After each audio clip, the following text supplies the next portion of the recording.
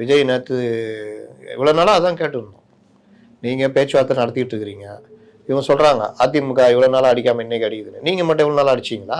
ஏன்னா விசில் சின்னம் கொடுத்ததே வந்து கூட்டணிக்காக ஒரு அந்த ஹிண்டா தான் நாங்கள் கொடுத்துருக்கோம். இதை கொடுத்து நாங்கள் எங்களுக்குள்ள இருக்கலாம்.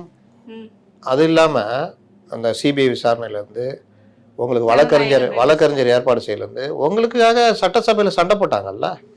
முதல்வர் உங்க மேலே என்ன சொன்னார்? கரூர் துயர சம்பவத்துக்கு காரணமே தாவேகாவும் அதன் தலைவரும் தான் அப்படின்னு முதலமைச்சர் அறிக்கை வச்சு பேசினாரா இல்லையா? அன்றைக்கி உங்களுக்காக சண்டை போட்டது யார்? 3 அதிகாரிகள், ஐஏஎஸ் ஐபிஎஸ் அதிகாரிகள் எல்லாருமே அன்னைக்கு அந்த ஒரு நபர் கமிஷன் அனுப்பிச்ச அப்புறம் மறுநாள் பேட்டி கொடுத்தாங்களா இல்லையா? அந்த பேட்டிக்கு எதிராக பேசி அவர்கள் மேலே எப்படி குற்றம் சொல்கிறீங்க? உங்களுக்கு பொறுப்பு இல்லையா? உங்கள் போலீஸுக்கு பொறுப்பு இல்லையான்னு பேசுனது யார்? விஜய்க்கு ஆதரவா? விஜய் அவருக்கு ஆதரவாக பேசினாரா? நேற்று சொல்கிறாரு என் மேலே அழுத்தமா. ஏன் மேலேயா அழுத்தமா?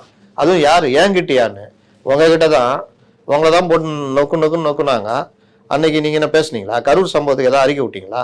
முதல்வர் இப்படி வந்து சட்டசபையில் சொல்கிறாரு, அதை நான் வன்மையாக மறுக்கிறேன் அப்படின்னு எதாவது அறிக்கை விட்டீங்களா? இல்லை உங்கள் தலைவர்கள் யாராவது பேசுனாங்களா? இப்போ அந்த சென்சார் போர்டில் பிரச்சனை ஆகுதுல்ல, ராகுல் காந்தியும் உங்களுக்காக குரல் கொடுக்குறாரு, முதல்வரும் குரல் கொடுக்குறாரு. நீங்கள் சொல்ல வேண்டியதானே? உங்களுக்கான பிரச்சனை தானே, மத்திய அரசு எங்களை வஞ்சிக்கிறது, படத்தை வெளியே விடாமல் பண்ணுது, சொல்ல வேண்டியதானே?